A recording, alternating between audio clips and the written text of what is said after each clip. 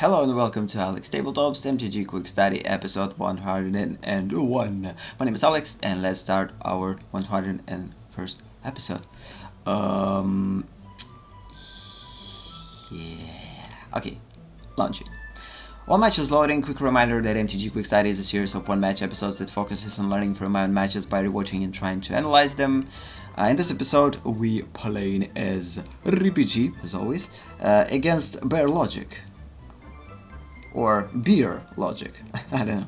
Bear. I believe bear actually, this is a bear logic, not a beer. Beer is a little bit different in spelling. Again, not a native English speaker, so might confuse things. Okay, so again, we continue to push this series of MTG Quick Study episodes that surrounds around Brawl. We're almost done with episodes, not that many of them are left. I believe in general we're gonna end with the Brawl probably around 105 episode. Yeah, 105th episode. It's going to be probably the last episode that we're going to play Brawl decks. Then we will get back to the not regular MTG Quick Study episodes where I'm going to play my personal decks, not the pre-constructed decks from Brawl, as we're playing here. So again, we're playing as Mana deck against a Mana deck. I guess this is a mirror deck. Yeah, we're playing a mirror. Which is cool. I mean, usually when you're playing a mirror, you have a pretty good understanding what you are up against, at least. And also, the good thing about mirror decks is it helps you to make sometimes better decisions that opponent probably makes. Or the opposite.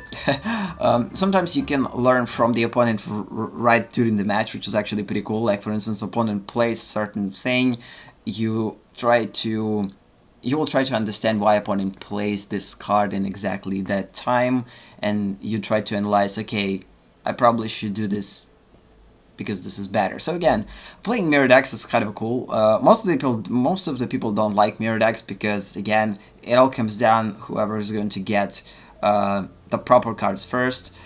In general with the mirror decks, but I like mirror decks because they help me to learn playing my deck better, because sometimes when you play in your own deck, there's no one to help you to correct your mistakes except you, and your knowledge might be limited, and your experience, of course, is again could be limited too. So in this instance, if you're playing against opponent that understands Magic better or able to play Magic better, you could learn from it. So, which is pretty cool. So again, the cool thing is now that we returned our commander back into our hand, I mean, the reason for that, I believe, I don't believe that this was a good decision here. Oh, wait a minute, opponent did this. Yeah, opponent actually returned it. Yeah, not we. Opponent has this card on his graveyard. So yeah, we return commander into our hand, which is a good thing. I'm constantly, by the way, making a mistake by, instead of returning commander into our hand, I'm constantly putting it into a command zone. In previous matches, it was the case. It was super disappointing when I did that. But either way, the more you play Brawl, the more you get experience with playing commander decks, or decks that built around commanders, the better you will make those decisions out of haste. Because most of the time, again, for instance right here, command zone or exile. I mean, of course here it's better to put it in a command zone, unless we have an exile, the card that exiled it, a removal for it. Because again, this is not a necessarily permanent exiler. So yeah, we're playing a mirror deck. So one of the ideas that I have at this point is to, I don't know, I could play actually, I could play 7/7 at this point and kill 4/4, but for now it's not that big of a deal. I believe I better wait to destroy commander, because opponent already played a commander. Commander is not cheap. No, opponent. Yeah. Why come opponent's commander costed more? It was quite confusing in the mana. Either way. So yeah, at this point we have quite a bit of an advantage in terms of the fact that we have flyers to attack with. Opponent doesn't have anything to block flyers. So we could approach this multiple ways. Again, I could play 7 like this 3/3 to kill 2/4 or 4/4, which is probably the thing that I will do.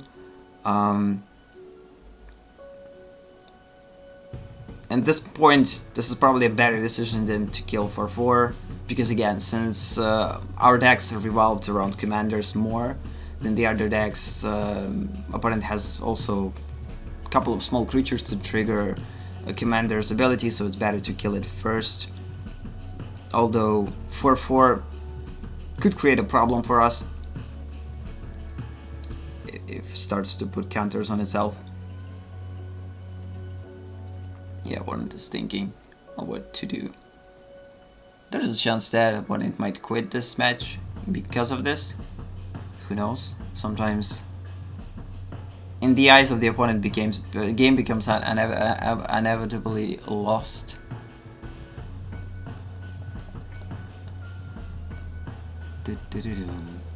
So here it's probably skip, although I probably just prevent some damage. Or not. Yeah, better skip. More creatures going to have on attack. So here we could go multiple ways again. I could steal 5/4, which is the proper choice at this point. Okay, this is quite good. We'll be able to gain additional mana. So, no. I'm not playing a guide because it will force us to change the order of cards in our library. So again, I don't necessarily understand like what to do at this point. The worst decision is to probably play the District Guide, or play District Guide but not search for a land. Oh no, wait a minute. Oh, cool. So we're actually drawing a card because we're playing a creature. So yeah, understood. We play this card. Again, our commander triggers ability every time that we play any creature. We drew this Reef Elemental now. And then we search for a card for land in our library, which is actually pretty cool. So yeah, this is basically kind of creates this winning trigger, like having Reef in play, having 2/4 in play. If opponent doesn't have a removal, it's going to be pretty hard to get out of the situation. So there is a good chance that opponent probably not going to be able to win this at this point. Consider the fact that we have Phantom and we have much more significant mana than opponent. Oh snap, yeah. We could actually put this thing in play. Again, we could put it in play later, but let's just press opponent and do this right away. We had a similar situation in a previous game, in 100th episode, but because opponent had more creatures in play and more life, basically wasn't able to kill opponent that way, and game continued. And this way, in this particular game, we covered a little, which is pretty cool. So yeah, so nothing to say about this game. I mean, it went pretty well right from the beginning. We took a pretty decent hand. We had enough cards to establish the proper things. The fact that I played Commander earlier and started to basically work with creatures, triggering this ability again provide us with more mana, which is again not something that I did in the game 1 in 100th episode. So again, it's all about utilizing the strategy of the deck better, and sometimes it's just not the case. Sometimes you're playing automatically, you're not necessarily considered for utilizing the strategy of the deck, because sometimes, like, I've noticed, like, personally for myself, that sometimes I'm playing Magic without necessarily paying attention to the deck that I'm playing with. I mean, I'm more like playing like a reactive game in general. I'm reacting to the cards that I will get. I don't necessarily think what I have in my library, because sometimes this is just like, I'm calling it playing out of focus or without a focus.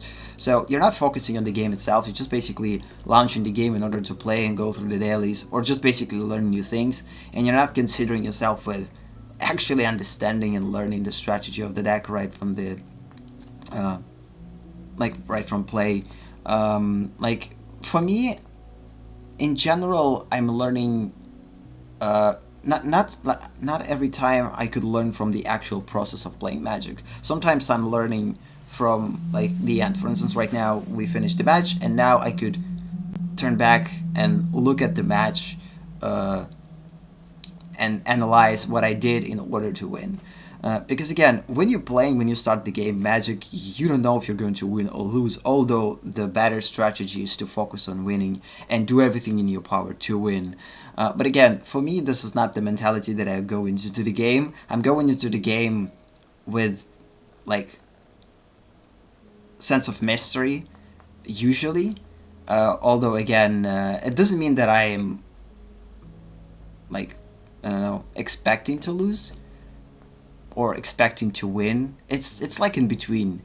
I'm entering the game, no matter what deck I'm playing with the intent to get a unique experience in Magic. So because of this, I'm not always considering this factor of losing or winning, and because of this, it doesn't help me like to start to analyze the game right from the beginning. It's more like I rarely planning the turn strategy ahead or beforehand. So sometimes, I mean, my brain just works a little bit differently when it comes down to this and like working with Magic. I mean, I know that actual Magic players are trying to predict what they're going to play turn 4. They building deck around the proper strategy, so they're planning, okay, these cards I'm going to play on turn 1 or 2 or whatever. And yes, when I'm building the decks, I'm kind of thinking about that, but not necessarily on a deeper level, and more like I don't know, on the surface. Okay, logical, we have to have cards for the early play, for the mid play, and for late play. This is it. This is my thinking. I'm not thinking more like specific. I'm not talking like thinking specifics when I'm building in Magic decks. I mean, I don't know. Maybe I just want to surprise myself when building in decks, not necessarily intentionally create combinations, but again, find combinations like intuitively. Maybe this is the way for me to play Magic. I don't know. This is a weird thing. I mean, this is the first time that I'm kind of raising this question.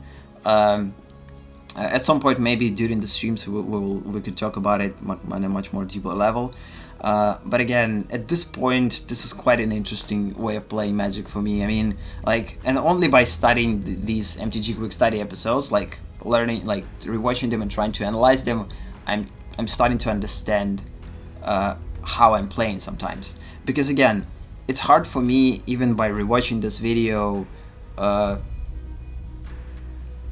like lay out the proper strategy, what I did in turn 1, turn 2, turn 3, turn 4, and etc., which most of the players are doing. So it lets me to believe that I understand Magic a little bit different, or at least approaching Magic a little bit different, which is again not always will help me to win. It will lead to a lot of mistakes, it will lead to a lot of misplays that eventually could lead me to losing. It would lead me to, I don't know, miss the opportunities to deal lethal damage and then realize, okay, I could kill opponent on turn 4 and I missed this, and eventually I lost, or I won, but I spent a lot of time doing so.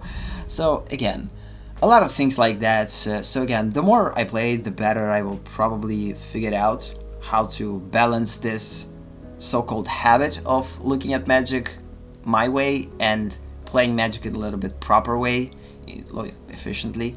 But again, I'm playing casually, so I don't have like this super crazy urge to play better than others. I'm just playing the way that I'm playing. I'm learning Magic the way that I'm learning it. I don't want to like haste myself into learning things that I'm not ready for, I'm not prepared for. So eventually things will be the way that they are. I guess that's it.